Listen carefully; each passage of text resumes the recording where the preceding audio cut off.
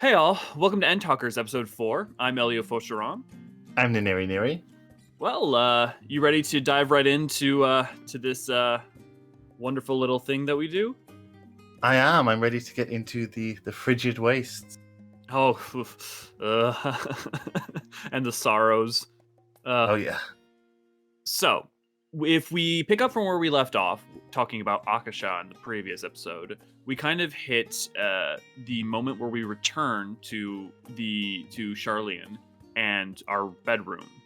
We place the flower, the Elpis flower, granted to us by Vina, on our bedside table, and are reminded of Vritra telling us to take heart and protect those around us well. And which is, again, like nothing new. We only just heard that saying from him, like, all of like a couple cutscenes ago, but it's still moving, at least to me. Oh, absolutely. I mean, I think one of the cores of Endwalker, and of course of the last few expansions as well, is the Scions. But I think especially in Endwalker, you see so much of the emotional core of the expansion, especially in like Ultima Thule, come from them. Yeah, that's what I love that's so beautiful about it is that, like you say, it is a thematic heart of really the entire story of 14. But the thing is that what he's saying becomes a literal plot device in that without our friends, we literally could not have accomplished what we did in Ultima Thule. It is only by their sacrifice and by them, having the same determination and belief that we do, that we accomplish and that we succeed at all. Yeah, I would go so far as to say that is almost like foreshadowing Ultima Thule directly. Yeah, I totally agree with that. I 100% agree with that. Especially considering that with the flower placed on the bedside alongside that quote, it's bringing dynamis and this concept together. Yep, exactly. I think it's and the fact that it repeats, right? Like the fact that we get that from Vritra, the fact that it pops up, at least, I think 3 separate times, because we get it here, we then get it in Garlemald at one point, I think during the final days, and then we also get it from at a different point. I forget that the memory of it pops back up. It could be an Ultima Thule, to be honest. It could actually come up in this moment. Yeah. Oh, I know what it also is. I think when you black out at some point after Zenos possesses you, you see Vritra for a little bit. Oh, okay. It's a little bit. It's somewhere around there, I think. Maybe I'm just thinking about the final days when you're in Garlemald. So then we go to the lovely cutscene of all of the Scions. Well, not all of the Scions, but some of the Scions showing up with surprising you with food and a lovely meal. Yeah, it's really cute. I love to see.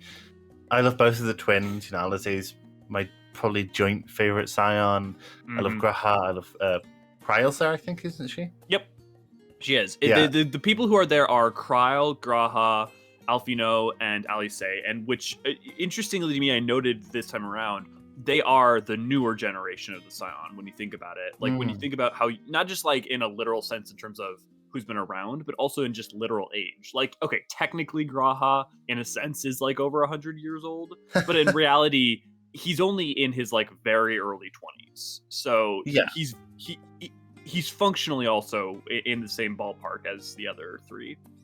Yeah, we've discussed how Graha isn't the Crystal Exile, isn't right. Our Graha. It's almost a new person created out of the fusion of the 2. Yeah, and while he has dispositions and experiences of the Exarch, in my mind, he's so defined by his newer youthful demeanor that yes. I even more tend to think of him as young. He acts in like a youthful manner, I would say. Absolutely. And you get moments like him with the burger. The burger is so good. I'm so glad that everyone latched onto that. Yeah, well, it's also it feels like the animation team is flexing at certain moments during Endwalker, and that's definitely one of them. Just the amount of detail going into like the movements with everyone in the food. It reminds me of the cutscene in Shadowbringers, and I think like 5.3, or maybe it's somewhere around there, where you walk over to your desk and you just pour yourself some water, but it's this like lovingly, meticulously crafted animation. I'll tell you where I realized this would become a thing. It's in the weapons quest line with the extremely detailed sweat animation. Yeah. It definitely feels like either some people on the team are stating, okay, like we need certain moments to hit, or some people on the team are just like, no, this is my thing. I'm gonna make this scene elevated. I almost feel like it's proof of concept test. Yeah, I think that's also very, very possible. I mean, you think about that water scene from Shadowbringers and how that becomes a proof of concept for use of liquid animation, and how this cutscene becomes proof of concept for any food cutscenes going forward. I have a theory that whoever is doing these, whoever's taking the lead on these, likes Graha, because we see them in the finale of Shadowbringers with his ear animations and all of that, and now we see it here with his burger, with his sophisticated burger animation. Yeah, that sounds like a great Eorzean band name, sophisticated burger animation.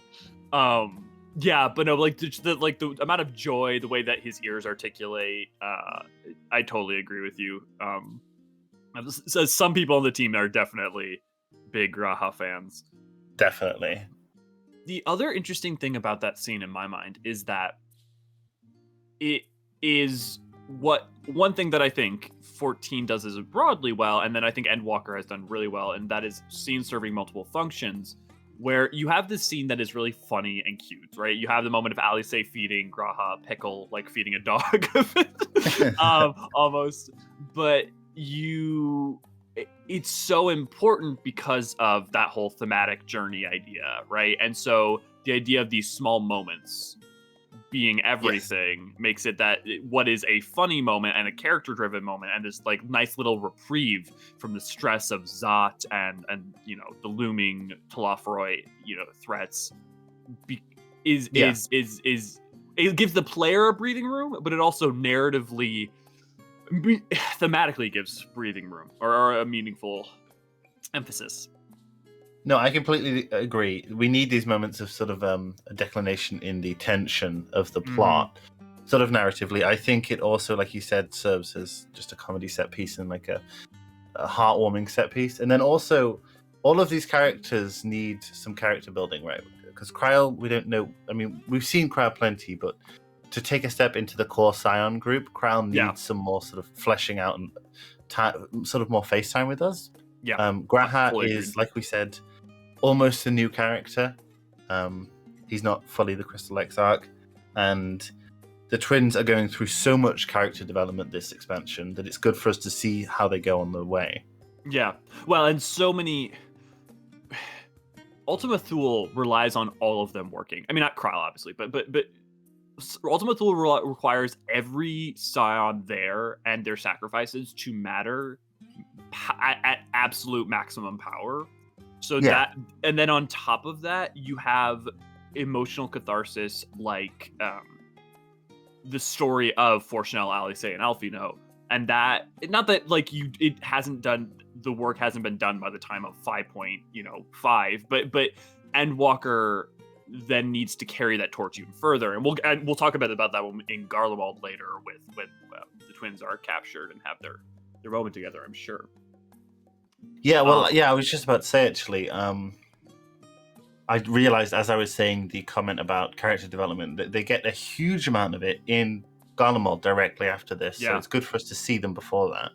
Well, the thing I love about them in Garlemald, flashing forward a little bit, is that while it is character development, in some ways, it's more of... It's not that they were not already there and they learned something new. It's more about they get to test their conviction and beliefs and live and act and live by them. So it's almost more like a deepening and proving of character growth that has happened up to this point. That they experienced, especially during Shadowbringers. Yes, and I also feel like the twins have experienced war, right? They have. Mm-hmm. We've seen them do that, particularly in Stormblood. But with the core of at least how Fortunato is presenting his argument to them being his pacifism, his anti-war philosophy, they're them going to Garlemald and seeing the effects that the war has had in a more visceral way than we ever have in this game on the citizenry of an enemy nation is important. I think it allows them to empathize beyond just a theoretical with their father's stated position. Yeah, I 100% agree. I also think they have up to now not really had to contend with trying to offer aid and help and being spited for it, right? Like, and the worst you could say is Alfino's lofty ideals and then the Crystal Braves happened, but that's still very different than our one and only goal is to help you in any way we can, and you will only reject us out of hand. Yes. Yeah.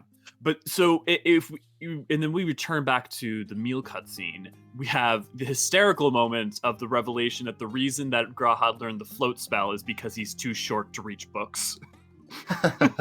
That's such an Archon moment. It's so good. Oh, like everyone's sitting there confused for a second. He's just like, the shelves, they're too tall. It's so good. There's so many good character moments in this expansion. Yeah. And to one of your earlier points too about, maybe Kral becoming a more primary scion, which I hope for. If this crew becomes sort of maybe more of the main crew going forwards, which I don't know that that's necessarily immediately going to happen, but you look at how Y'shtola is kind of already clearly trying to go off and do her own thing, and how Thancred and Urianger are kind of going on their own adventure, it seems. Like, there's a high chance that they're going to return, and it's still going to be somewhat business as usual for, up to 7.0. But I get the feeling that they're really trying to seed the new generation and allowing people to phase out and phase in. Right. What I see is that we get a pared down and slightly added to adventuring group, and then the other scions will, almost like how they acted in 1.0 and early 2.0, sort of go to be representatives of new regions and new quest lines. That would make a ton of sense, especially with Y'shtola trying to open the gateways back into the other shards. If Y'shtola became sort of the representative for another shard, be it the first, the Void. I mean, you'd think Thancred would be the first and Y'shtola would be somewhere else. But yeah, that makes a lot of sense. And then you could have Urianger hanging out with the Loporrits on the moon. There's a bunch of different ways you could play that. Yeah, definitely. I mean, we could have Estinian represent the Azdaja stuff, although I also think that Estinian might end up part of the new generation of the Scions. Yeah, I am prone to think the same, but you could play Estinian as the Mericidian contact, as the New World contact, there's like a bunch of different ways you could play that. There really is. The other thing too is like you have other things being set up with like Hoary Boulder showing up at the beginning, and I hadn't remembered this, but having reviewed all the cutscenes again, Hoary Boulder also shows up when the Ragnarok's being created at the docks. And so right. The fact that they bothered giving him a voice and having him show up multiple times, maybe that's just a 2.0 thing, but also he's kind of a young guy who's a part of the Scions, so you could also see that being as a backdoor new generation pilot.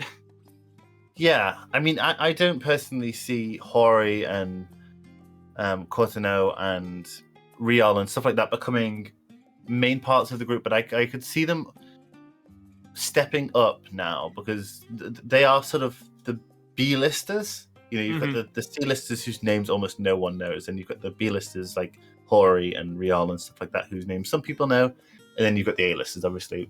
And I could see the B-listers starting to be used a little more. Yeah, the only reason I even suggest this is the fact that they bothered to give him voice lines in every occasion that he showed up. That said, and we'll talk about this soon enough, they gave voice lines to a bunch of characters who only talk for brief periods, and Endwalker. You've got like Arun, you've got, and so that him having voice lines doesn't necessarily indicate any like huge plans for him going forward, but it is just something I noticed. Right, I'm with you. I think there's something to be said for that. I also kind of think that the expansions going forward, we are just going to see huge amounts of voiced content, like you said. Yeah. already we're seeing in Endtalkers there is a lot more voice content than there has ever been before. Yeah, the sheer amount of it. I want to do. I feel like I should at some point sit down once I finish updating our entire server and look at the minutes of all the voice content versus non-voice content for Endwalker versus A Realm Reborn. I'm sure it's an insane number. I would think it would be, yeah, definitely. So one of the things that's funny that I noticed too about the conversation is that Graha mentions hearing about Kryle being possessed by Hydaelyn. How do you think he heard about that? Did we tell him about that? Like, what? Who told him?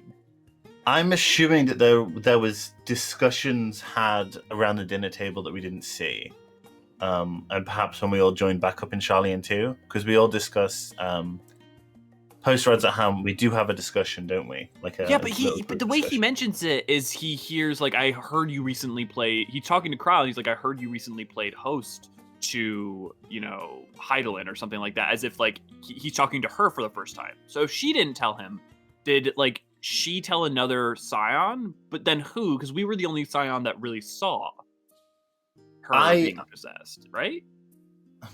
I suspect that, you know how the Warrior of Light sometimes like starts to go on a monologue and the screen fades to black. I suspect that maybe in one of those we discussed it with them. Yeah, I mean, that's the only thing that makes sense. I mean, not that it really matters. It's like, okay, someone mentioned something and somehow they found out. Or Kryle, right. Or to your point a second ago, Kryle told you stole and you stole and told, you know, Graha. It doesn't matter, but it is just it's these little details that I like noticing as we go through. Yeah. I love that the Scions ponder on Hydaelyn's words because it's you know, obviously all the setup for Elpis, all the setup for stuff to come, but it's like the Vitra lines where I don't think it's that they're not trusting the audience, but there's so much going on in Endwalker as primary narratives that seem disparate but eventually come together, that being reminded of Hydaelyn's words, right? At this point, we've already gone through Thavnair Labyrinthos. A ton has already happened by the time we're even refreshing these words. And we still have so much to go that I think it's a good thing that they have the characters ponder on the words because it makes so much sense for the characters to be thinking about and considering it. And that connects us to those characters. We feel as if we're in the same place as them, but also it's really useful for the player. Yes. When we eventually fight Hydaelyn, she plays with the word, with her classic phrase, right? She starts to play with things she's told us before and change them up a little bit in some of her fight dialogue. So it's good for us to remember that now. And also just, like you said, it reinforces what's going to happen in the future. Yeah, especially, you know, words in the same place and you know, that hold to conviction. Because the Elpis flower becomes not only such a symbol by the time of Elpis and Ultima Thule, but the words of Hydaelyn are so representative of what is supposed to be our guiding light through the narrative. And especially with the darkness that is to come with Garlemald to a lesser extent, and then the final days.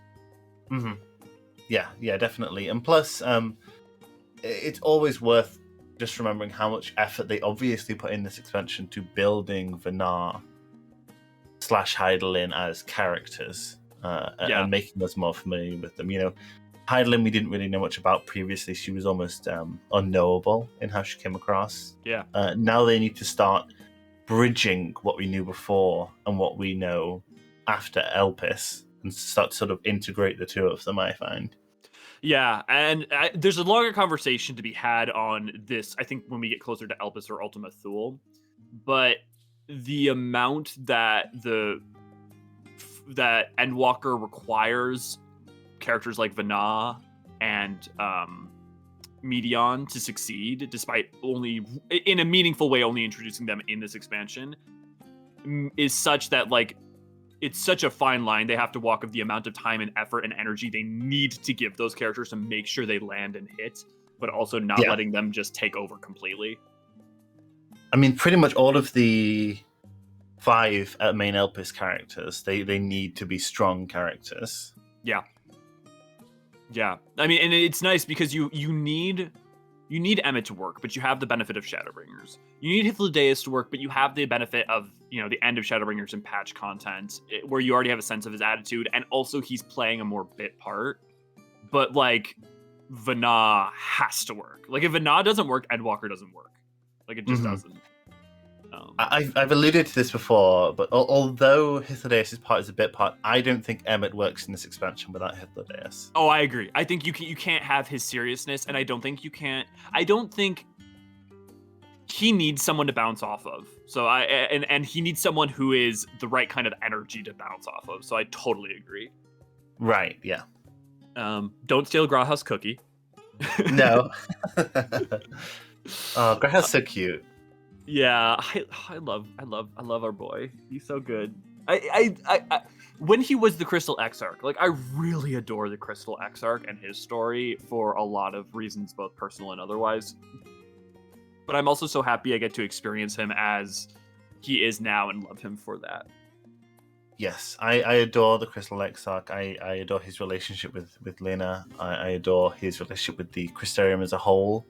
But I'm also really, really enjoying how he's coming across now. I'm not disappointed at all in the transition. No, and you get again, flashing forward a little bit, but you get that moment right during the final days, and it's not restricted to just this. But when he's being a defender, he's also still as staunch and strong as ever. And so, like, you have that moment, you know, what is it? I won't lose them, not a one, or something like that, and just yeah. I love that as well. I love that he's a paladin. when he's playing tank, he's a paladin. He's putting on his isn't he? He's putting on his I'll have your essence, all of it. Yes. Moment. He's putting on his hat from that moment. Sort of step into the role. 5.3, that finale with him. I watch that sometimes. That's also one of those cutscenes that I'm not ashamed to admit it, but surprised that it still does this. I still tear up whenever I watch 5.3. Like, it doesn't matter the context I'm watching it under. It's so good. The moment that made me cry most in Shadowbringers was definitely Seto. The moment with Seto, the final moment with Seto and all, but that really got me. Like, I was weeping. And then I rewatched Ethis play it afterwards and started to weep as well, because Ethis's parrot had passed away like a few days before he played, and he just said, "A man and his bird." And I was like, I was just weeping. Speaking of that whole encounter, the way that it blends into the tragedy and the sacrifice of Elidibus afterwards is really, really impactful as well. Like you said, it makes me tear up every time. Yeah. And I just love, you have the tragedy of Elidibus, which is incredibly impactful and tragic and somewhat beautiful and definitely not Blade Runner-esque. But and then I love the moment with Graha, because you have this moment of a character who understands in a meaningful way they're going to their death, but this quiet beauty of, you know, let's go, you know, will you take me on an adventure with you next time? And the moment where he imparts his memories and all into the crystal that you've made. And he goes, but I will, you know, but my body will stand here, a testament to hope, basically, which is like, that's always going to get me something fierce. But then when your character holds the crystal to your breast in a way that it spiritually, the way that 5.3 in that moment feels is that this character has just died, right? Like, yes, you're going to, but it feels treated like that. And yet it's still such a testament to hope, and it just that will always work wonders for me. They definitely put you on a roller coaster there, right? Like, you've reached a height because you've defeated Elidibus, you've solved the problems of the first in their grand scope. Obviously, there's more to go to, and then you come spinning down as Graha starts to crystallize, and then you slowly start to climb back up as you see your character racing through the Labyrinth of Ancients. Yep. And so much of that, you know, it's fine. I mean, we go on this tangent on 5.3, right? But if you 5. The stories are interwoven in such a way that really focusing on something like that moment in 5.3 really does end up mattering to Endwalker. So it's not even that disparate a tangent. That's true. And I also just have to say, you know, like, if you're watching this for like someone who doesn't go on tangents, I don't know if it's here for you. We tend to quite a lot. They're always semi-relevant, or mostly semi-relevant. So this is about celebrating Endwalker, but as a byproduct of celebrating Endwalker, you must celebrate 14 as a whole. Oh, definitely. I mean, Endwalker is an ode to the game that it's set in. Yep, and explicitly. So the flower glows green. And one of the things I want to talk about, and I don't know if there's any explicit thing to be drawn here, but it is interesting about the different emotions that seem to evoke the different colors of the flower, right? Like, obviously, I don't think there's a deeper meaning behind that. It's just different emotions are different, but they are also still powerful. But it's like you have the friendship of the green, that colors the flower green. You have, I don't know how you describe it, but you have Nadana's relief or hope, maybe? Yeah, it's hard because hope kind of gets brought up in a couple different ways with a It does. different couple. But you could argue that they're all just shades of hope in a way, right? They're all shades of beauty and peace and hope. Well, if that's not a description of Endwalker, then I don't know what is. Well, when you say that, yeah, the different colors are in some ways different points at which thematic statements about the game are being made. Yeah, and just, definitely. I mean, even when it fades away during the final days. But I just think that it's worth noting. I think you could have seen a world in which the flower just glows yellow anytime there's a hopeful moment, right? And that would have worked fine. But I love that it has these different hues that represent these different shades of experience and emotion. Yes, I do as well. I would. I mean, I suppose there's some things you could do about it. I would have to have a real think about it and look at all of the colors and the moments and the context around them. Yeah. But I'm sure there is something that you could come to. It'd probably just be like elementary color theory and maybe Japanese contexts for that. But yeah, well, I was about to say that's the problem with color theory. Like, as a lot of it can be broadly applied, color in Japanese culture is not going to be the same as like a Western thought, right? Like, I mean, even just the way black and white is used very differently for representations of life and death. And one thing, though, that you saying that made me think of, I want to go see if there's 6 colors and if all 6 colors match to the elemental aspects of Aether at all. Now, see, I was thinking about the friendship wind thing, but I just couldn't get anything out of it. I was trying to tease some meaning out of that. I couldn't. Eternal winds are associated with Graha. You know, the... that's true. I mean, that's so reaching. That is like... Yeah. But, it just makes me...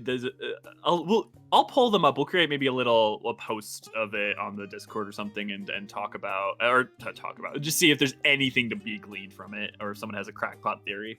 Yeah, I think that's a good idea. So... if we flash forward a little, I mean, not really flashing forward, but we go into the next cutscene, which is Zenos standing atop one of the towers in Garlemald, in I'm forgetting its Latin name, but the sort of central city region that has been destroyed.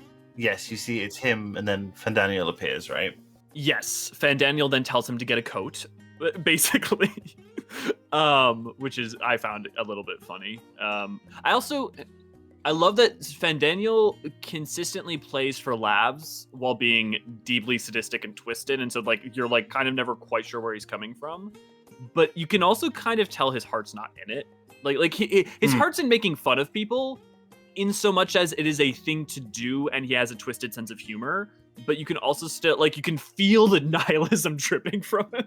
Well, think about that in the context of Amon, right? So Amon, his career developed into, in part, playing pranks on people for the amusement of the Allagan nobility and pretending that he was enjoying the joke as well. Right. So it would make sense he would have picked up this habit of jesting around with Zenos or with anyone else, but almost as a mask. Yeah, I 100%. I think that's an incredibly eloquent way of describing it, and I fully agree. And I think this scene is also, in some ways, just as relevant for these two characters as the prior scene was for the others. One, because of exactly what you just said about Amon and Fandaniel, but also because you get another encapsulation of Zenos and all else is equal, right? This whole thing with him that really reinforces that sort of tragedy of his. And again, tragedy in a classical sense. I'm not being like, oh, boo-hoo, poor Zenos. He was, treated poorly as a child, so it's okay that he's a sadistic, genocidal fuckhead. But I just mean in a classically tragic way, he clearly is unable to experience or enjoy anything, and his utter disconnection makes him a kind of form of nihilist. I mean, he's not nihilistic because he is driven by one thing, and that is to feel something, and that is to feel something by burning down the world with you.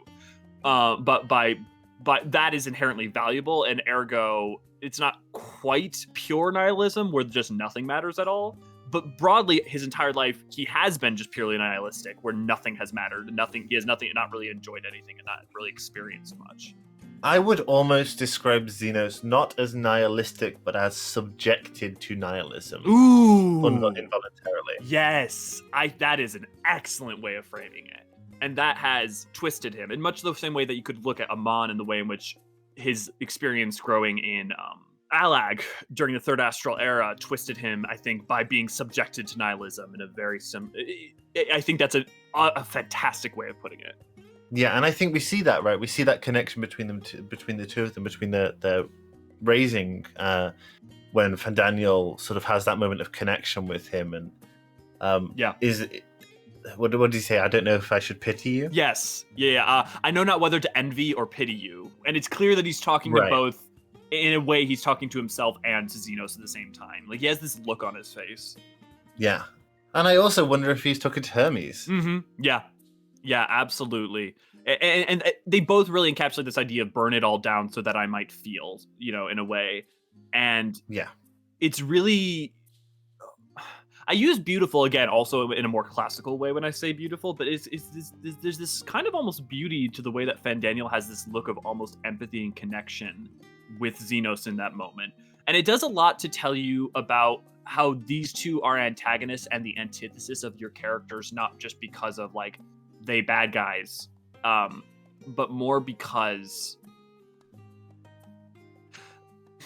they experienced the reverse of the hope of the journey of all the things that you did and were twisted for it and came away with a different attitude. Yeah, definitely. I mean, a lot of the point of Zenos is, in my mind, and I saw a post on Twitter the other day, and it was saying, it was talking about how people misunderstand Zenos, and then the final part of it was the real fear is, oh, what if I'm the one that misunderstands Zenos? And I understand that feeling, but a lot of, to me, what Zenos represents is he is a mirror almost of the Warrior of Light. He is a mirror of what this absurd power could turn into when raised in this environment. And like you said, it doesn't excuse anything he did. I don't want Zenos to get a redemption arc. I don't think that would do the character justice. Yep. I'd like to see more of Zenos if he is alive. There's a lot of debate going on about that right now. I could take it either way. There are plenty of strong reasons for me to say, okay, he had his finale, and I think for me was perfect. I don't need to have more, but also the 14 team has consistently, whenever they've brought back characters, made it so worthwhile that I'm willing to see what they do. Yes, I don't need to have more, but if we go to another shard and we find a shard of Zenos there that's maybe slightly different because of the context of his life, then I'd love to see that maybe, or something like. I just want to see more shards, I guess. Yeah. Well, it also depends on how the shards diverge, right? Because if you saw a shard of Zenos, you'd be seeing his soul under a different context, which also could then be interesting in and of itself, right? Seeing a Zenos that is actually more like the Warrior of Light, because he may have the disposition of his soul, but raised in a context that was more loving and supportive. The thing is that Amon and Zenos, in a lot of really interesting ways, are a closer parallel than Amon and Hermes, right? Like, Amon and Hermes have a disposition that's shared from a certain point, and come to share somewhat of the same struggle. But there's a way in which you look at the contrast between Alag and Garlemald being raised there and how those experiences affected them that makes them a really interesting parallel. I think that Fandaniel and Hermes obviously end up in a superficially similar place from their story, but I think it really demonstrates how different they are, how they get to that point. Fandaniel is this nihilist, and I think he is a true nihilist, whereas Zenos is subjected to nihilism, if you want to think of it that way. But you see that Fandaniel, like I said, is this true nihilist, and Hermes only comes to this nihilism as an expression of grief because he cares so much. Yes, absolutely. And to your point, I definitely think of Amon as a pure nihilist. And I think part of what, for me, not convinced me, but during 5.x, when he says, I want to die, and I want you all to die with me. I took that at face value and went, okay, I believe this person. And then later on Mare, his, not final words, but basically in a sense, his sort of like final act is to say, when I said I wanted to die, I meant it. And then he, leaps. But we'll get into that later. But there was, I love that moment because there's a little bit of you standing around. It's like, what exactly is his end game, right? Like, is he just like trying to burn it all down? Like, he seems like so dedicated to trying to do something. But having that moment of him turning you to be like, nope, I meant exactly what I said, is I think a brilliant moment to just crystal clear clarify, no, he actually just is purely nihilistic.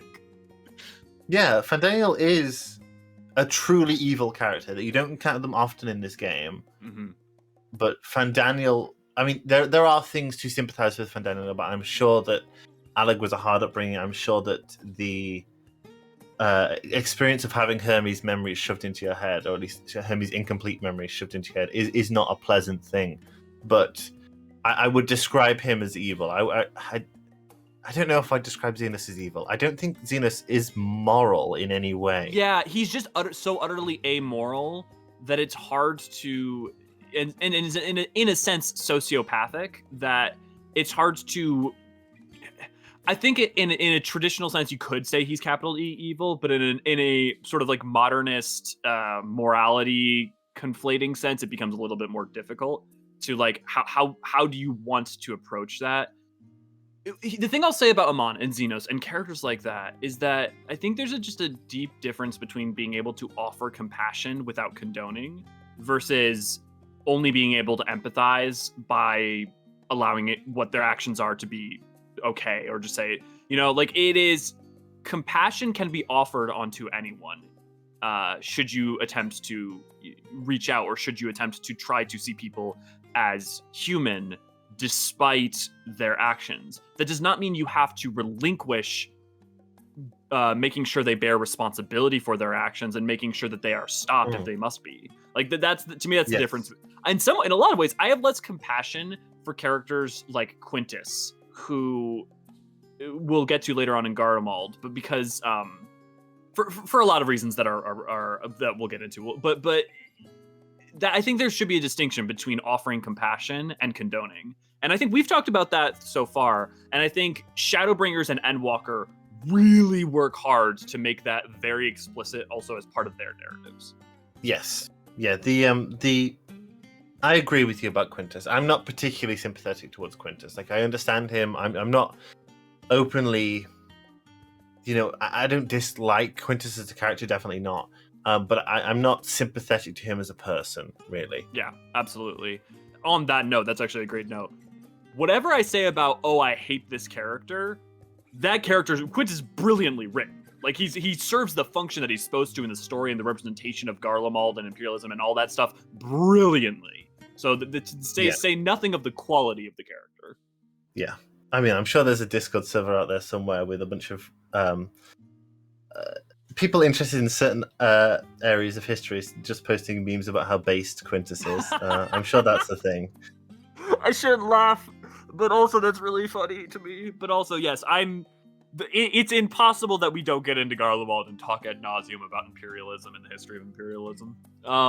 We have to. This is a political subject, Garlemald particularly. I mean, XIV is an explicitly political game, but yeah, when dealing with Garlemald, and especially when dealing with Garlemald in Endwalker, it's explicitly very, very political. So we have to discuss it a little bit. Yeah, and I don't know if that's considered in any way a taboo subject, then maybe this is not the podcast for you, because that at a baseline, being able to talk about historical realities and you have to, right?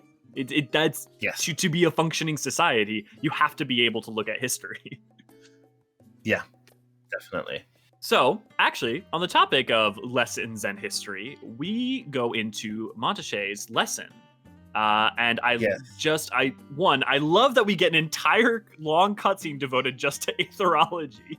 Oh, yeah. It's brilliant.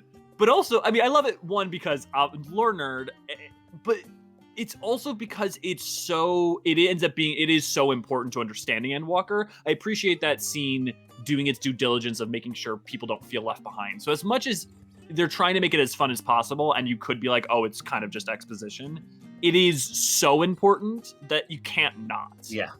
Yes. Yeah, it is. Obviously they don't want to bludgeon people over the head with it, because on certain levels the polarity of that can get a little bit complex. It's better just to hand wave it. But stuff like introducing the different elements of Aether itself, like just the basics and the new elements of soul memory and corporeal ether, right, which are now separate and kind of were before, but they help to understand so much of what goes on ahead, especially when juxtaposed with Dynamis as opposite enemies, opposite energies. Well, and souls become so important at various points in Endwalker later on. The thing too is, what I really love about that conversation, that entire lesson, is that everything in it you can have known before that lesson, because everything in it is discussed at various points in 5.x, and also is a part of like just aetherology as a whole. And if you not that you would have had to, but if you had read Encyclopedia or Volume 1, it has quite a bit about aetherology that kind of would clarify other certain points. And what I just love is that if you don't know, you can now learn. If you do know, this might be a more concise or clearer way of making sure that what you know is correct. Like it can serve a bunch of different functions. Yes, it definitely does. The whole soul and memory divide was introduced to us explicitly for the first time back in Shadowbringers. But before that, we had the incorporeal corporeal split. We've known about that for a long time, or had reason to know about it. That's the thing with aetherology, right? They provide you a lot of the groundwork, and then you can build your understanding up from it. And it usually turns out to be true if you've got sound theory. Yeah, I fully agree. I think to your there are also points about polarity. I think Shadowbringers had to do what it was doing in terms of explaining Umbral versus Astral, and I do think it was trying really hard to make it clear, but also explaining the idea that what you know is backwards, but it's because cause and effect and nomenclature is different, not just because you just need to flip it. I understand why Umbral and Astral can be confusing to some people, but you also have to understand it for what's going on in the first. Yeah, so they say essentially your understanding is backwards, but don't flip the whole model, because it's not that the model is backwards. You just need to adjust slightly in how you understand these things and how they interact. And I think they did a good job with polarity. The only thing that confused me and a lot of people that I talked to at first was the difference between polarity and so astral and light and umbral and dark, and how they're not the same things, but they are linked. Basically, just to reiterate the point for others, Umbral is associated with light, and Umbral is associated with the passivity and the stilling of Aether.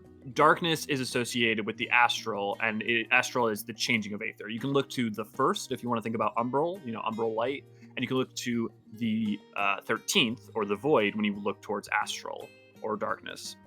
And yet, you say, exactly. Darkness is not directly Umbral, and darkness is not directly Astral, and light is not directly Umbral, but they are so co-linked that, for the most part, effectively you can see them as somewhat synonymous. In terms of practicality, yes. Be careful with your labeling, but in terms of how they affect the world, yes. Yeah. Pretty much. But anyway, I loved Montache. I was just about to say the identical thing. I love Montache. I love his personality, and I would describe him in my mind. I think this is oversimplistic, but he is to me what a Charlayan. Like he is a Charlian for Charlians. Yes, I agree. And Montache, the moment that I met him, my brain was writing dialogue between him and Louis Soir bantering back in the day. It was just flowing. Like the two characters just seem to mesh so well. They're both slightly wry, very, very wise mentoring figures, but they've got differences in how they interact. And I just thought if they write a little story of them talking at some point, I'd love to read that. I want a short story of that so bad. I want more short stories. But I totally agree. I had the same feeling. I love that Montache is not just Louis Soir 2.0, right? Like there's a poorer writing of him could have easily fallen into that. Yes. I also really love how he acknowledges and looks to the fact that the legacy he stands with the legacies of Galif and Louis Soir, with him in front of him, and how that clearly means something to him, but he's also not like making a big hubbub of it, and I think that's really lovely. Well, legacy becomes a very important thing in the Charlian arc of the story, right? You've got Louis Soir's legacy becomes an important topic to a number of people, not just to the twins and to Fortuna. There's a number of non-blood-related characters who take this legacy very, very seriously, and obviously Kryl and Galuf as well. Yep.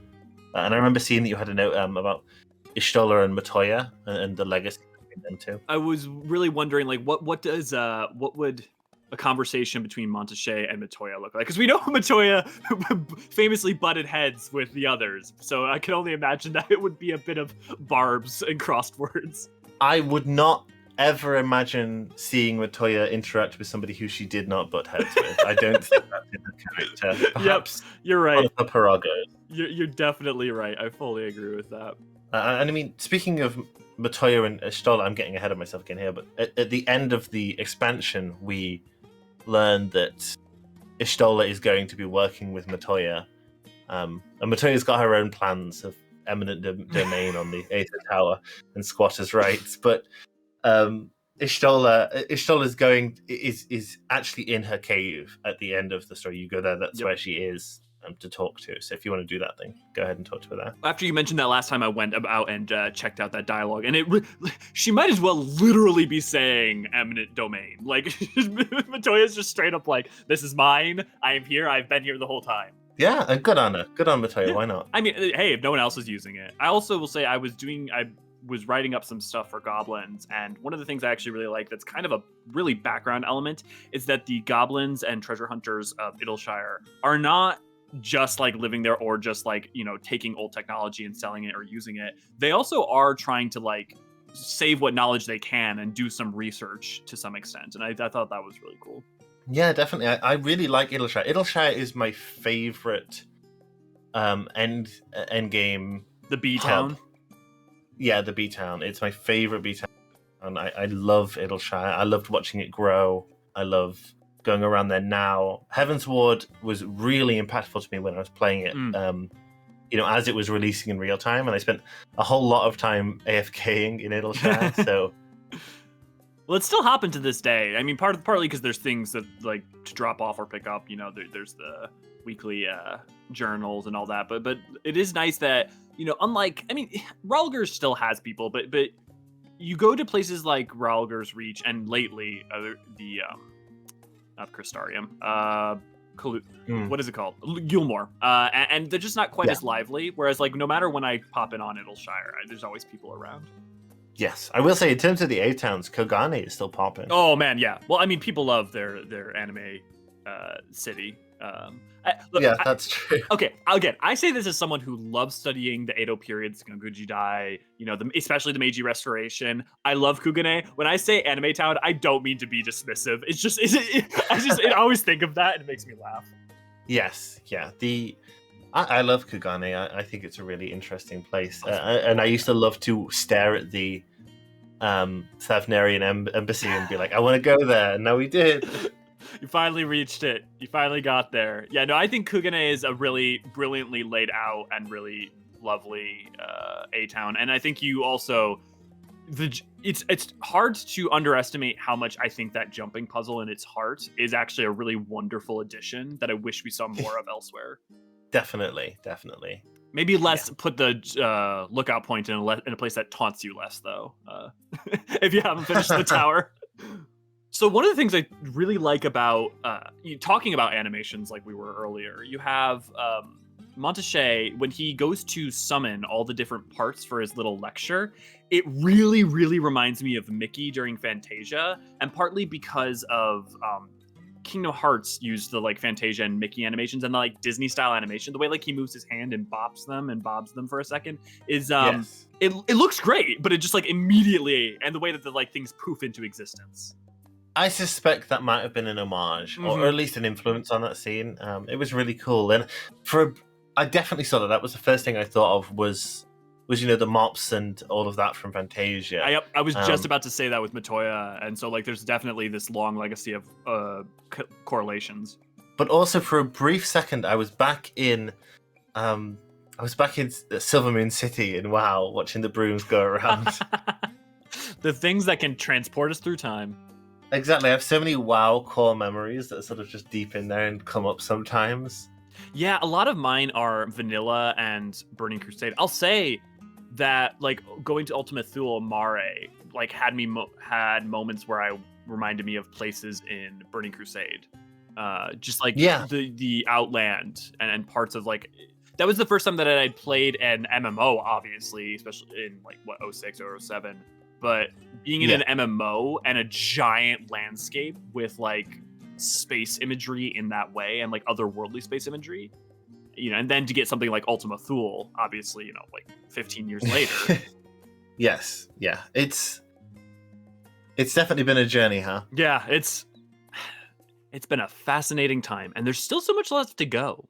Like that's what's hard to fathom, is that this is far more closer to the middle of the journey than it is anywhere near the end, despite how far we've come.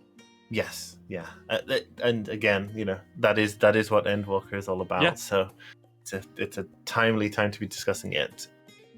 And then we go on to some of the metaphors that Montaigne uses, right, to explain incorporeal and corporeal aether, and I really liked them. I thought it was a really clear way of explaining that. I'd love to have gotten that sort of on some certain other aetherology points previously, and it was a really good way of doing it. Yeah, I think they try to do it a little bit in Shadowbringers with so they do it with the charts for the polarities, which isn't great, but it works. But then you have the shards when Emmett Selk is explaining the shards and how the calamities work and the rejoinings, right? And you get to actually see the planets breaking, the shards breaking and rejoining to the source. Like, I think that's imagery is always going to be super helpful. But I think, his analogies and that you get to see them in a practical way, I think serve. I hope they take that lesson going forward. I definitely agree with you. I think so. And it was really useful. We had previously thought of corporeal aether as, material aether, and then incorporeal aether as like, yes, the aether that's inside of you, that's animating you, for want of a better word, but also the ether of like fire magic and stuff like that. But the way that I saw it, it's more that the fire magic and like the lightning sprites are actually just corporeal ether. Yeah. There's just sort of a less solid version of it. Yeah, basically what seems to happen is you can draw ambient aether into yourself, especially how black mage, white mage, and jobs like that are described. You draw ambient aether into yourself and then convert that into tangible effects, which means that magic is actually a representation of corporeal aether rather than incorporeal aether. And then the reason that is corporeal aether too easily can be seen as just matter. Like, the thing is, aether is analogous to energy in our world, but it also isn't analogous at every point. So, like, physical matter and, electric and energy in a general definition, whether it be heat, energy, however you want to frame it, are both expressions of energy in our world. However, in aetherology, and this, I'm more just, I think it's worth covering over, but aether, when it comes to aether, you have food, which is corporeal aether, right? Our bodies, which are corporeal aether. And then you have the incorporeal, which is sort of ambient and all around you. Now, where that gets interesting is you get to places like the ethereal sea, right? Where you have some expressions of corporeal aether, even within a place that is a churning mass of incorporeal aether, when you have the crystal structures within. So that's also fascinating in and of itself. But I also think that's interesting, right? It is probably corporeal aether, but is it a very similar mechanism to how Ultima Thule works? Yes. In that, that's Dynamis almost transmuted and laid over or mimicking aether. Is the stuff that we see in the ethereal sea, is that incorporeal aether mimicking corporeal aether or influencing it? Well, I think one thing you could point to that it is basically, one, because Dynamis has the distinction of being separate, mimicking makes sense. Whereas with aether, if incorporeal aether mimics corporeal aether, doesn't that just mean it's corporeal aether? but to your point, I think if we looked at things like Hydaelyn and the Mother Crystal, right? Those seem to be tangible objects, which implies that within the ethereal sea, corporeal things can exist. And we know that too, because our bodies, our physical beings can exist in the ethereal sea for at least limited periods of time without being torn apart. Ergo, we know that to some extent corporeal objects can exist there, and that the crystals that we see there may be resultant of a recent event created by Hydaelyn. It may be only a byproduct of knowing we need a path to reach Hydaelyn. Maybe they're always there, and it basically just they're enough ambient aether or incorporeal aether is churning there that every so often it forms physical, giant crystalline features that then, break and change like ice does in, like glacial ice in the waters of Antarctica, right? The ice is just water, but it also shifts and changes and cracks and breaks over time. I would have to think that it's not entirely stagnant between the two types of ether. They can flow in between. It's probably easier for incorporeal to flow to corporeal. Because your soul doesn't just turn into a rock inside you, not often, at least. But I also think maybe the material down there could, in part, be vestiges of calamities or of the sundering. And we also know the ethereal sea is kind of a physical place. You can find it just by digging down. Yes. So maybe it's just rocks falling out of the cave roof. Yeah. It's also hard to say because I look at those, and because they're crystalline, I tend to, and they're the typical blue, for the most part, the typical blue crystal of what is associated with like quote unquote pure aether. I see them as formations. You also have the like rocky regions over like where you fight a mon, which you could interpret that as being representative of a differently aspected or charged crystal, or you could, like you say, they could just be physical rocks. The borderline, it becomes really interesting as to what the borderline between the ethereal sea and the corporeal world is. I mean, the closest we get is looking at the antitower, right? Yes. So we look down from the antitower, we can see the ethereal sea. When we go down in Endwalkers, we just appear within it, right? Well, we do go down through the Aetioscope. Like, we do take those elevators but we don't down. get as much of a view of the sea from above as we do from the Aether Tower. No, you only get one shot really looking down on it from like over where the Ragnarok is when Fortunel is talking about it. But especially not in like a natural position the way we do with the Antitower, where it's just that wide open chamber. I think you could choose to read it a couple different ways. I tend to think it's probably just a byproduct of the amount of aether going on in there. The other reason I would suggest that is you look at the souls and how the souls are souls are technically incorporeal aether. They are also, in another sense, literally corporeal in that you can see them, right? Like, you can see the manifestations of our friends, right? Of like our Moonbreedom and Philia and stuff. And so when that exists, does that constitute corporeal aether? Because there is a tangible manifestation there. And that then becomes an interesting question. See, I think that's over using the word incorporeal over literally. Mm-hmm. Yeah. I almost think it's not anything that exact. I don't think it's the exact definition of corporeal as we would consider it in our world. I think it's more a hint at a hint at the nature of the thing. Yeah, it's more meant to be descriptive, not prescriptive. That's one of my favorite phrases, definitely. But I think it's very useful because I think a lot of people in fandoms default to a sensibility, and I don't think it's like everyone. It's not. And I don't mean this as pejorative, but like I think it's very easy to default into a thought that any information given to you in a game is meant to be prescriptive. It's not meant to just be descriptive of what the thing is in general terms. And so people hate to read subtext. People hate nuance. What can you do? But one thing that makes me think about that is I was running a stream of just me working on videos last night, and someone asked, well, why is there water aspected aether and ice aspected aether? Aren't water and ice just the same thing? And one of the things I was explaining is like, well, I mean, if you say that about that, you can also say fire and lightning are just expressions of like, energy, like heat and energy. But the point that I kind of got at is that if you think about elemental aspectings, they're more descriptive of the like, I don't want to say polar. The effects almost. Right, the effects and the different directions in which these 6 fundamental things that can make up Aether, right? You can split it in 6 different directions, and those directions are described as the 6 elements. And in reality, like you say, like in effect, you see ice associated with ice, you see water associated with water. Like they are elemental, but it's in a much more classical Grecian elemental thought, not a modern, how we look at we look at water and we think about H2O, and we think that about how water and ice is just an expression of water. It's much closer to that classical thought.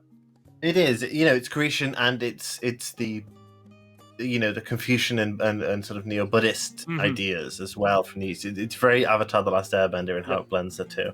Yeah, which makes a lot of sense when you think about how I think a lot of modern Japanese, I'll speak more specifically, I'll just say JRPG. A lot of JRPGs contend with that, I think, because you have a nation like Japan, which has been dealt with over the past 100 years. I mean, more than 100 years, but like this combination of Western modernity meeting classical Eastern, Shinto and Buddhist thought, and the way in which those have melded and merged have created something that's just fascinating. And that's how you get something like 14, right? Like, I think it's no small thing that you look at 14 and you see, it's this meshing of high fantasy and modernism, right? With things like Alag and technology. And I think that in a lot of ways is also similar to what Japan has gone through over its past, 150 years, especially starting with late Edo and Meiji period onto modern times. Yeah, I agree. I mean, not to get off topic here, we shouldn't discuss it for too long, but the effects of sometimes Japanese media wears its historical influences, even if they're not involved in the product, very, very much on their sleeves. Very much so. And I think that's just a fascinating realm of conversation. It's also, it's like talking about localization. And I think it's relevant to 14, right? Which is, there's so much context that it, while not necessary, I think explains a lot, right? Like understanding the context around why and how something is created can take certain questions you might have or certain wonders of like, why is this done this way? And just elucidate it. I always think it's worth investigating at the least. And I do think this is true of every culture. I'm sure that from the outside, the historical influences on Western culture and the media that we produce are very clear. I mean, just look at Tolkien in a more dramatic sense. Right? He insisted that Lord of the Rings and its adjacent stuff were not allegorical to the world wars at all. Yeah. But they were. Well, yeah, it's fascinating because Tolkien famously hated allegory, but you can't separate. You can't separate. So, like, he hated allegory. He hated that. Like, he did not want any comparisons to like Christian. He avoided any sort of comparison to any sort of Christian literature or stories. In comparison to like a C.S. Lewis, right? But you can't take away those. You can't take away those ideas of grace that are inherent to the story he tells and how he tells them, and the ideas around characters like Eru Iluvatar, right? Not just this sort of like pseudo monotheistic god. I mean, it depends on how you look at the Ainur, but that's a whole different story. but there, you can't separate yourself from those things that inspire and move you, even if you are not necessarily attempting to make them allegorical. Yeah, I agree with you. I definitely do. And I think that's super cool. I think that's super cool because if you understand, to take a microcosm, if you understand at least a little bit of the Japanese history of Shinto, Gridania makes a lot more sense. Parts of, a lot of Othard makes a lot more sense. They're like, and not that it makes more sense, not that it doesn't make sense without them, but you immediately understand what these things are hearkening to. And they can also give you kind of a better understanding of those things which aren't at the fore. So, like, if you understand the way in which Shinto ties to Gridania and the Pagel and all that stuff, things that may not be explicitly told to you about their society, their culture, and the Pagel can be a lot easier guessed at. Oh, yeah, for sure. I agree. Right, so let's get back on topic. Yeah, hey, you're the one. Dragged us off there. Yeah, you're the one who claims that going long is what the people want, and also I agree. But I think conversations about context are so important, and I think they're important for Endwalker because I will say because the more we can take time to actually contextualize, I think the more that some people will be able to more meaningfully connect to or understand certain things that they may not have their first time through. Yeah, I agree. I'm definitely pro these little tangents. Yeah. So, and back on Aether, and especially talking about memory Aether, because I think a lot of people didn't necessarily understand that there was a distinction between the spirit, the like soul, and the the mind, your memory. You know, like I'll call it the mind, just for you have your body, your soul, your mind, and spirit. Spirit being basically dynamis, which is more of a Yes. causal relationship with the soul and the mind and yourself rather than a part of you. But it gets a little, wibbly wobbly. But yeah, I was just gonna say it's understandable to have not caught on to the memory soul thing because the memory this dichotomy, because it's not necessarily introduced until explicitly until the last patch before, or the last two patches before Endwalker.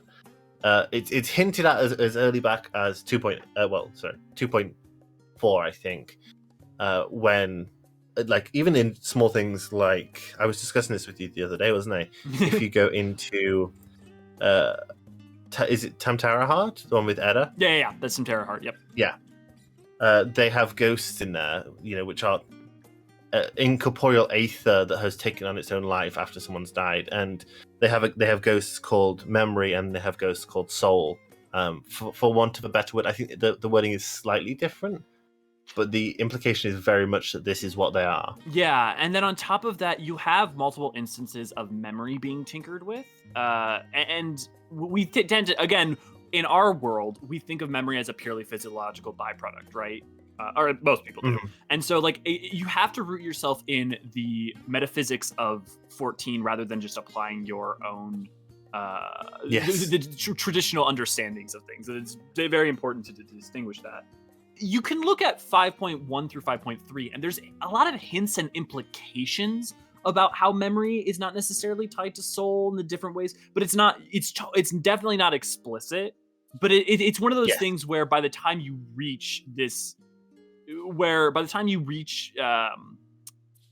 Endwalker, you can have a fair guess that something like that's going on. And part of that also comes from the fact that the way in which you can send memories or soul or all these things into the crystals, right? That are created by Graha, and that they denote the difference between those things. That's true, yeah. They do discuss that. And they also discuss it with the cure of tempering as well. Yeah, and that to me, I think that was the first place that really concreted my 100%. Okay, I see that there's a very clear delineation, and that is that when you cure someone of tempering, you cannot. It's not just I cleanse your soul. It's I have to cleanse your soul and fix your memories, because otherwise, because tempering is both those things. And if soul and memory was one thing, you wouldn't need to distinguish that. You wouldn't need to treat those as separate processes. Yes, yeah. And this is a call. This calls back to the massive memory loss in the wake of the Seventh Umbral Calamity, right? Yes, it's funny, during that entire cutscene, I was always one step ahead of where Monticello was going. I was like, oh, so that's why the Seventh Umbral Calamity was that way. And then Monticello was like, just like what happened with Bahamut. And I'm like, well, there we go. Yes. But yeah, basically a mass influx of Aether, be it from Bahamut or Phoenix, or basically just this initial restoration of the destruction from Bahamut that happened over Cartnau, seems to have created such an enormous influx of Aether that it just messed with everyone's memories, because like Montache says with the paper, and you flooding that paper with ink, and that ink covering up the letters on the page. That's basically what happened with the Seventh Umbral Calamity. And so yes, definitely, that seems to be what resulted in the memory issue. And it's super cool that they finally explained that. It's totally a thing that they could have hand waved away and just never explained. Like, that would have been fine, but I'm very glad that they actually found a way to tie it all together. Yes. Yeah, I agree with you, definitely. The thing that's interesting to me, though, is that they don't claim outright that was the case. They don't know. What does Montache say? He says something along the lines of, whether it was by accident or an intentional cause is still yet undetermined, which I don't know if that's supposed to be a backdoor or more just because no one knows about the truth of the binding coils other than us and the twins. Well, I wonder if someone who wrote his dialogue had done, any sort of scientific education, because you're always taught, at least in the soft sciences, to frame a theory unless it's been absolutely concretely proven as maybe. I give it some ambiguity. And Montache, of course, is a scientist. Yeah, and to make sure to delineate between hypotheses and theories, like those are not interchangeable. Yeah, I think there's a couple different ways to read that, but as far as I'm concerned, we have a definitive answer to what happened to the memory issues over during post Seventh Umbral Calamity. Yes, and this was something that I had understood in less specific terms previously.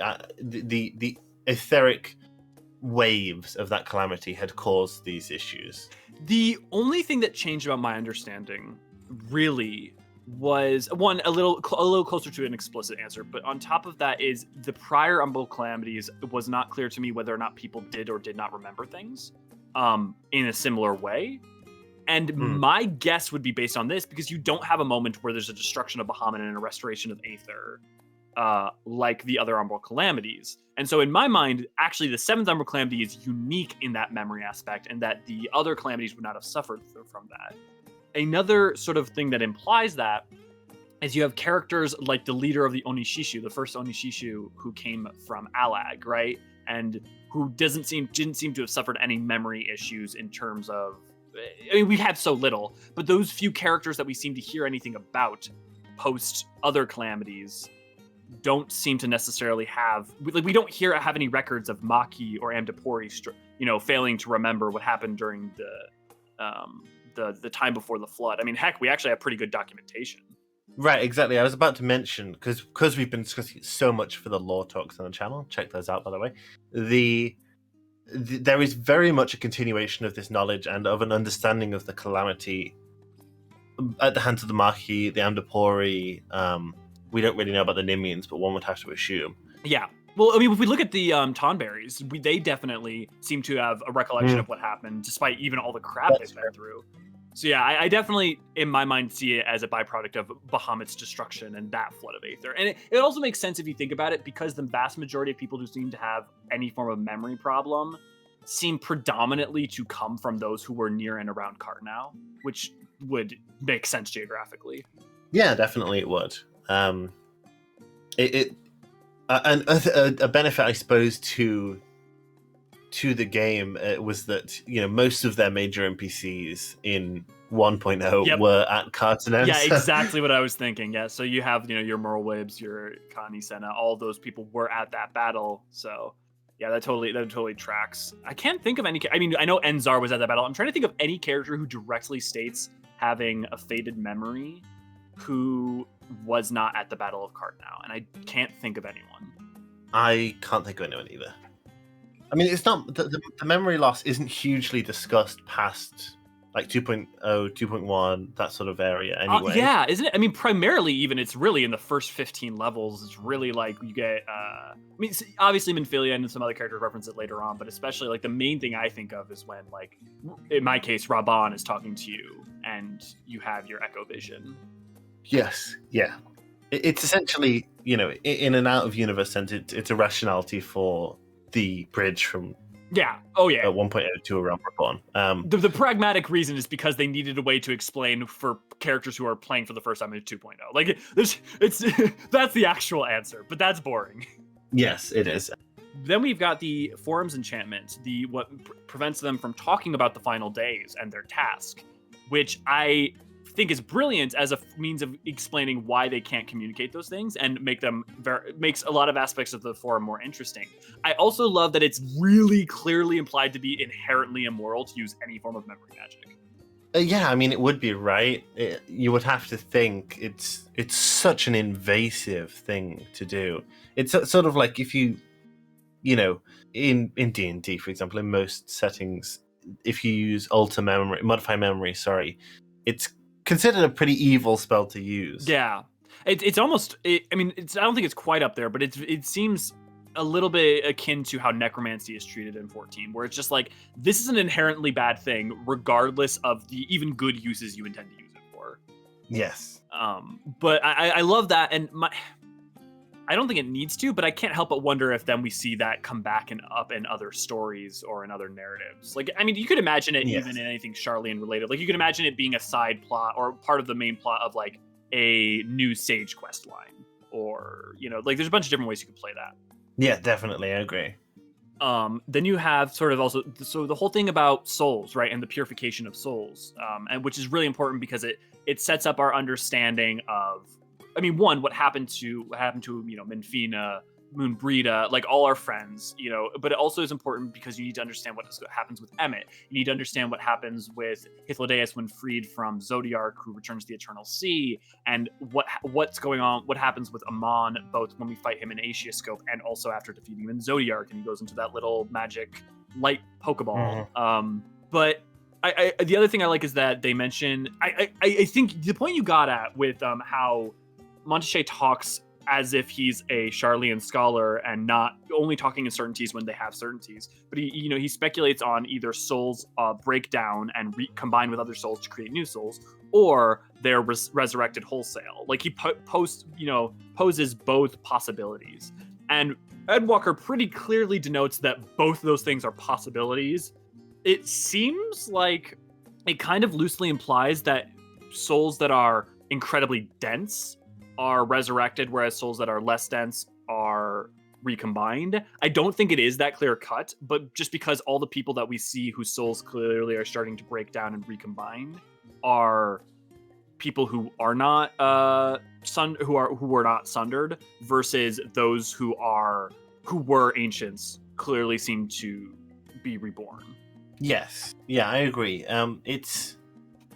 It's definitely a hazy line, but I do think there is some there. I mean, density of souls has been, I was about to say, is less discussed now, but of course it's not with Dynamis. Right. It becomes a very important part of Dynamis. But the dichotomy of how we meet these people in the sea, and then how we summon Emmett and Hythlodaeus later.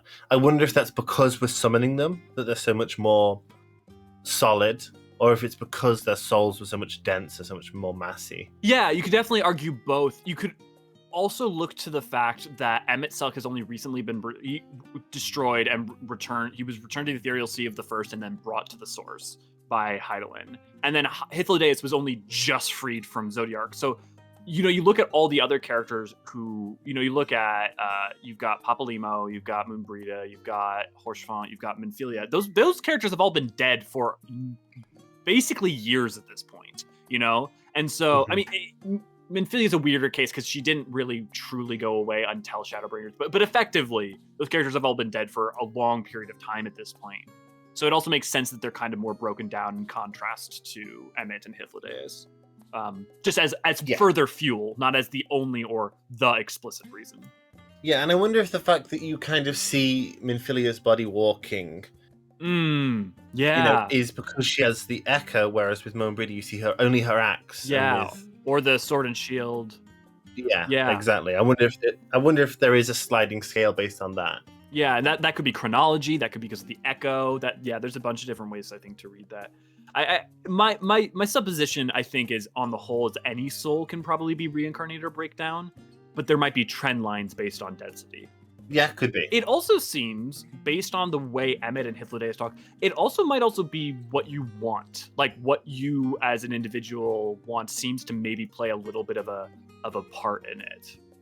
But that's not... I think that's a nice, hopeful way to think of it. Yeah, and I will say everything around the Ethereal Sea and the sort of reincarnation ideas around it seem to be posed in an optimistic way, right? Which is also why then it's treated as such an utter and complete horror when the final days begins and you realize anyone converted into a Terminus beast, that even nothing remains of their Aether. The Aether is completely obliterated, and even their souls don't get to return to the Ethereal Sea. Yeah, I mean, Y'shtola has not a huge freak out, but she is very rattled by that fact. I mean, as huge a freak out as Y'shtola can have, really. Yeah, that's true. Like, she is shaken to her core when she reveals the beast is she has that moment, right? The beast is gone then, and she's like, there's nothing there. There was nothing, no one there, and that's I mean, the final days is disturbing on so many levels, but the fact that it gets to be disturbing on such a visceral, physical level, and while also being existentially horrifying, be it by being converted by your despair, or the fact that once you are converted, there will be nothing left of you and you are gone forever, that is, if you fear oblivion, right? And the idea that, at least living in the 14 world, there isn't truly oblivion. But then, oh no, wait, there is, Yeah, right. I mean, the people of Eorzea, just like the people of Aetheris, just like the people of Seven, for example, they seem to take comfort in the idea of returning to the live stream. In their cultural consciousness, it is a blessing to return to the live stream as opposed to whatever else could happen. So it really plays into it. Yeah, like even as someone who fears like the oblivion of self on a personal level, I will say that there is more comfort to the idea that of your soul being reincarnated than just pure dark oblivion forever, right? And maybe that distinction's moot, but yeah. No, I mean, I don't think it's mute. I think it depends on what you as an individual and what the characters individually personally feel, right? Yeah, absolutely. And on a less dark note, I love that they direct you to the key Alapo crafting quests. That Monche mentions them. Because the crafting quests always are brilliant and have a lot of lovely lore, but also it's very easy to not know about them or feel directed towards them. Yeah, definitely. They really love the Eliopo clan, don't they? Oh, yep. Well, I mean, because I was gonna say this doesn't really refute your point, but I was gonna say because of how the last name conventions for Keepers of the Moon are like there only are a limited number of last names. It yes. makes it's not like, oh, it's just this one family. But at the same time, even then, there are still quite a few other Keeper of the Moon families. So the fact that it is just like repeatedly this clan associated with Idleshire, you got your Zlo, I still can never figure out if it's supposed to be Zloe and Chloe or Zlo and Chloe, because the Japanese makes it seem like it's supposed to be Zlo and Chloe, but like that's also really? Yeah. Because it's supposed to be like Shiro and Kuro. I don't know if it's literally Shiro and Kuro, but it's supposed to be a joke on white and black. But like okay. But like it's clearly looking at it, it's like, okay, that looks like Chloe, but it's not. Makote naming conventions aside. Hey all, Elioux here solo after the fact to thank you all for listening, and to remind you to like, comment, and subscribe, as it helps us reach new eyes and ears, and that means a lot to us. And if you'd like to discuss anything you've heard here with me or Niniri, or other fellow Archons, check out our Discord. And if you'd like to see all of this become more sustainable, consider tossing us $1 or $2 on our Patreon. Well, with all of that said, see you next time for episode 5, as we get into the Ilsebardian contingent, and Garlemald proper. This content was brought to you by the Eorzean Archives. If you enjoyed this video, help us please the 12 by leaving a like and subscribing for new content every Thursday. And comment down below with any topic you'd like to see our Archons cover in the future. For even more content, discussion, and exclusives, please check out our Discord and consider supporting us on Patreon.